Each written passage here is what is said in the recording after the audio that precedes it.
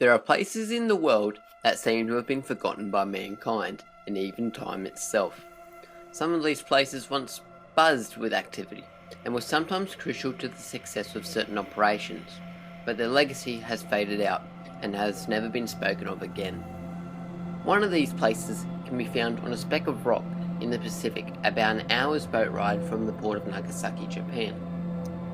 Once it was the most densely populated places in the world, but now the tiny island of Hashima is now a ghost island. If you wanted a feeling of what it was like if humanity just vanished, Hashima would definitely give you that feeling, with its abandoned buildings and the population composed of just cats and rats. To understand how an island that was bustling with industry became to be, you need to know the story of Hashima. It is often referred to the Battleship Island. Hashima was just one of Japan's many uninhabited islands. The island could even be described as being ugly, having been devoid of any trees and vegetation. It wasn't until the mass amount of coal underneath it was discovered that anyone paid any attention to it. The Mitsubishi Corporation bought the island in 1990 with the intentions of mining the coal under the sea. The company managed to drill a 199-metre vertical shaft in 1995 and another in 1998. With the success of the mining, the miners and their families would flood to the island and live where they could find space.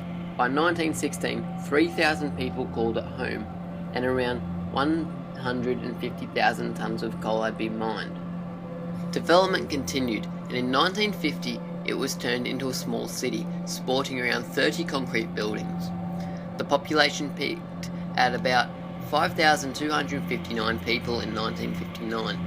To give you a perspective of the density, Hashima had 9 times the population density of Tokyo in its prime over the same time period. With all these advancements, the average annual coal output was 450,000 tonnes. However, there is a dark underbelly to all this success, and I'm betting that's why you're here. Apartments on Hashima were cramped to say the least. Often one room with only one tatami for the whole family to squeeze into. Due to the complete reliance on the mainland for shipment of food, water, it also meant hardships for the residents. Whenever typhoons came around, thus leaving most of the population hungry because the ships couldn't get in to deliver the food and water. In addition, working in the mines was dangerous. Miners were required to work in hellishly hot conditions up to 1,000 metres below the surface. The shafts were just getting more dangerous as times went on. Dangers consisted of toxic fumes, gas explosions, and collapsed mines, and there were no safety precautions put in place. Around 200 people had perished in the mines, up until the war, but that number was only going to grow a lot. During the dark times of the Second World War, many of the able-bodied miners were sent off to fight for the country, leaving a void in the island's workforce. To compensate, Japan put a large amount of Korean and Chinese prisoners of war to work on the island. The prisoners were forced to do the most dangerous of jobs, and they were subjected to the worst living conditions the island had to offer. The prisoners were on a starvation diet and were packed into filthy lodgings and were forced to work until they passed out due to exhaustion.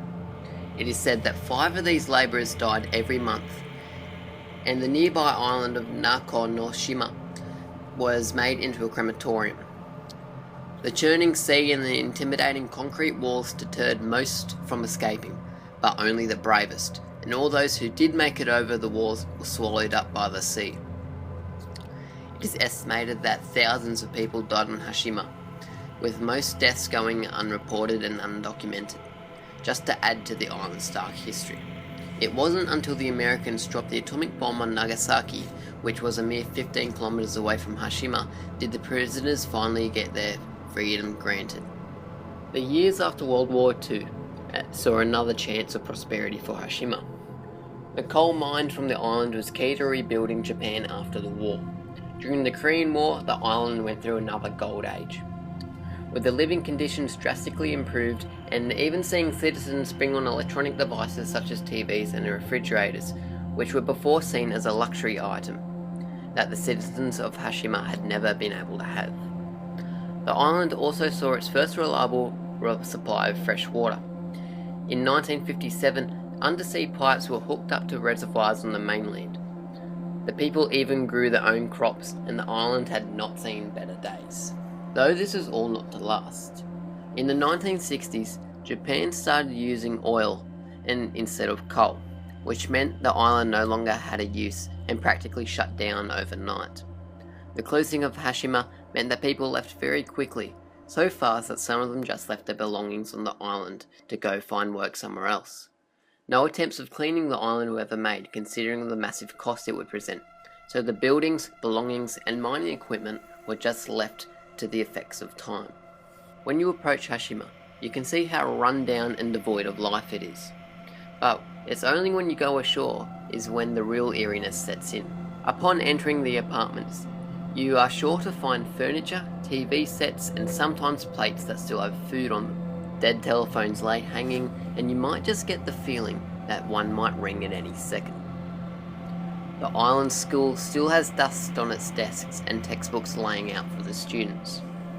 The hospital also has vials of medicine and medical equipment that is still in pristine condition. On one of the walls, a message can be found saying, "Hashima Island is gone. This place is dead." Looking at the physical appearance of Hashima in its dark past, it's not surprising that many have claimed that the island is haunted. Apparitions have been seen on the shore, peeking from darkened windows or wandering the streets. Passing vessels have also noted they've seen strange lights flickering and have heard inexplicable noises coming from the deserted town. The most haunted areas appear to be around the mines, which have claimed so many lives over the past years. Howls, moans and screams wallowing up from the depths of the mine can be heard. Visitors to the island have also reported sudden, inexplicable cold gusts of air and the sensation of being touched or patted by unseen hands. The island was opened to the public in 2009, which means you can visit. Honestly, I think it'd be an extremely eerie experience, but also a very unique one. So that's the story of Hashima. Let me know what you think in the comment sections below.